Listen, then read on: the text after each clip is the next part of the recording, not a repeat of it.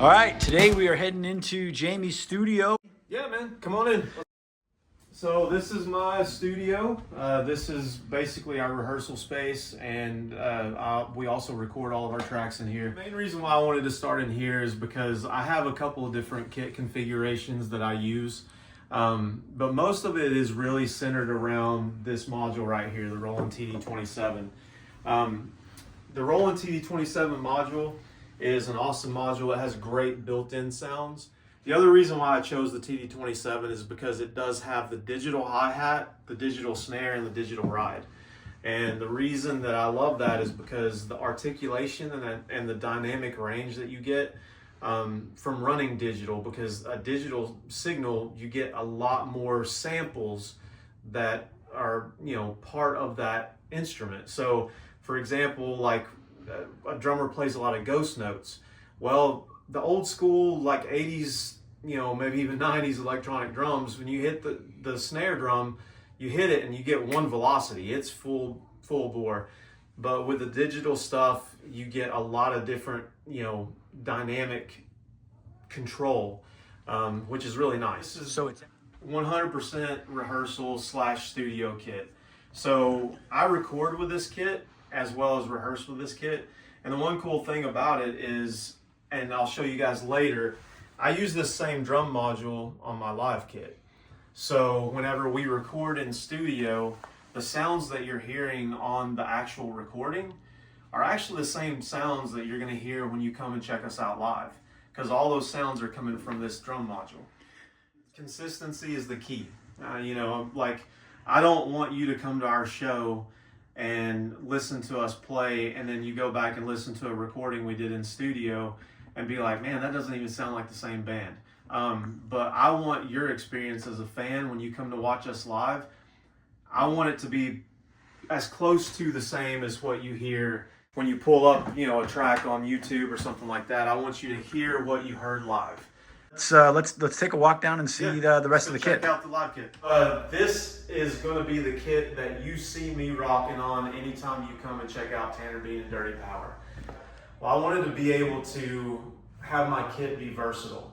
And so you're going to see as we go through this, the versatility that's built into this drum kit. But first of all, the drums themselves are Tama Starclassic Birch Bubinga drums. The minute I sat down behind these drums the first time, I knew these were the drums for me.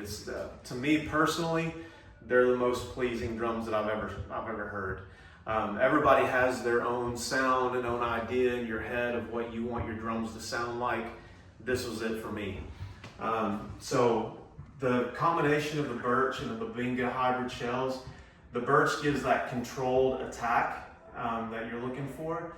And the Bubinga gives that low end presence, that bottom end, that boom, that punch.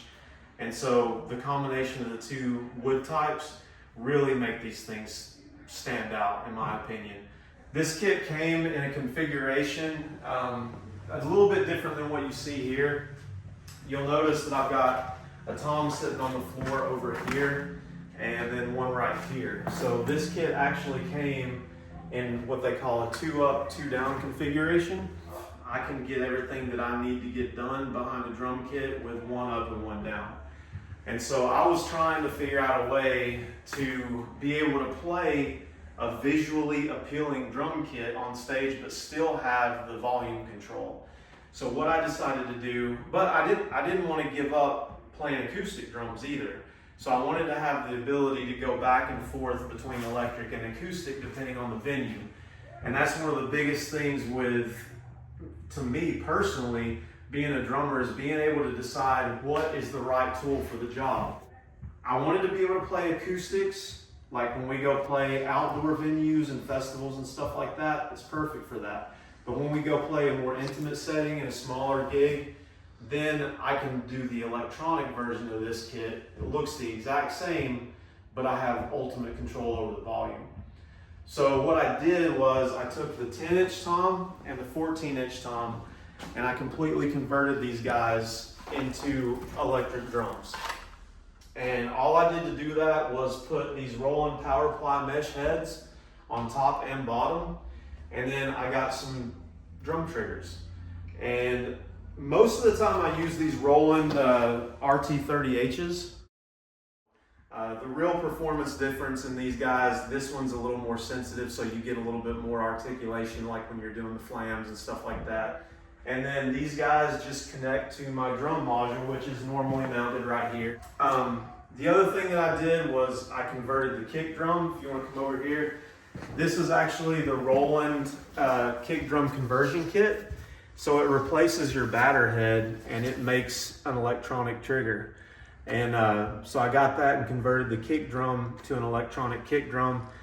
And this is the same digital snare that I had upstairs on my practice kit, rehearsal kit. So all this stuff just connects to the module. Now, if I want to, I can mix this up and do whatever. Like right now, you notice I've got my acoustic cymbals on here. I play strictly Zildjian. I love Zildjian cymbals. I've been a Zildjian player pretty much my whole life. I've dabbled back and forth, but Zildjian's always caught my ear. The hats are K-Custom hybrid hi-hats. They've got this real cool ripple on the bottom, so it gives me that like sizzly effect when I play. And then the crashes, I use the K-Sweets, and I use a K-Sweet ride. And the cool thing about this is because I'm taking my drum module with me, if we're playing a really small venue, then I don't even bring my acoustic cymbals. I bring my electric cymbals. I take them off of my studio kit, and I bring those to the gig. And now the entire drum kit is electric, so we have full control over the entire drum kit. So a heck of a lot more thought goes into not only the gear that you bring, but the setup that, you know, each time that Dirty Power plays, huh? Yeah. I mean, it's more like for me, when, you know, I've been playing for so long and I've experienced so many issues along the way. You know, you always have venue owners coming up and saying, hey, can you guys turn down? Well, if you're playing a full acoustic kit, there's only so much you can turn down, and you end up sitting here playing like this, you know, trying not to play too loud. Well, with this setup, I don't have to worry about that. I can wail away and it's not too loud. And the other thing too is if we want to go play an outdoor gig, like we play at Myrtle Beach sometimes, and we're playing outside on the beach and it's just a wide open space, well, guess what? I'm gonna let these things sing. I'm gonna bring my acoustic toms, and I'm gonna bring my acoustic snare. This beauty right here, this is a DW Collector Series Black Nickel over brass. This thing is a gorgeous snare drum.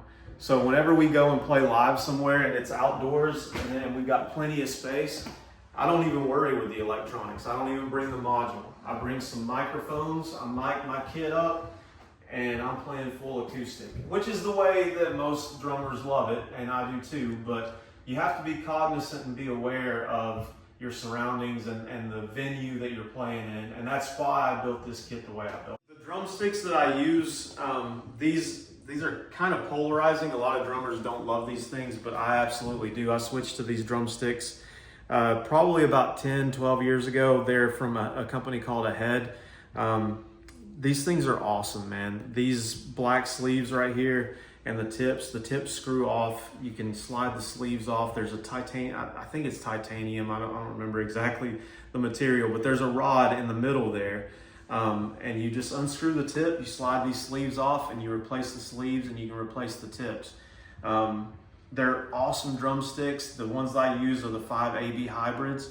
They got the thicker handle back here, so it feels like you're playing a heavier drumstick, but then the shaft is thinner and lighter, so you can get really, really good playability out of these things. And the other cool thing about these things is they don't translate as much vibration into your hands. So I love these things. I endorse these guys. Ahead is a great company, and yeah, so I really love my drumsticks. So this is my custom drum rack that my awesome wife had built for me. Is it my imagination, or does that match the kit? It does match the kit. Yeah, she had it custom built for me to match my drum kit. Basically, this thing, like I said, she had it custom built. I put the dimensions of all these shelves in to match my drum kit. So each one of my drums has a specific spot they go in. It's got a cool little drawer here that I've got a bunch of hardware in. Yeah, It's a cool little case. Yeah, the guy that built it, I'm not sure if he's still building these things, but out of Knoxville, I think he was in Knoxville, Tennessee, but it's called Best in Case. So I've actually got a sticker on the side that says Best in Case. Yeah, I'm not sure if he's still doing it or not, but he's the one that built this for me. I absolutely love it. It's like hauling a refrigerator with you if you ever go on tour or anything, but I mean, it's pretty cool. Thank you so much for sharing your gear with us. Yeah. Looking forward to the rig review, because I know how much thought and work went into that, and the way that we set up for the shows. I think it's going to be really cool for other musicians as well as venues and our fans to understand that. And then that'll be when we give them the secret about you as our musical director in our ear. So Yeah. We might actually include a little bit of audio of me talking to you guys during the show. that sounds like a good idea. All right, Jamie. Awesome. Thanks very much. Really appreciate it. Look forward to seeing you guys.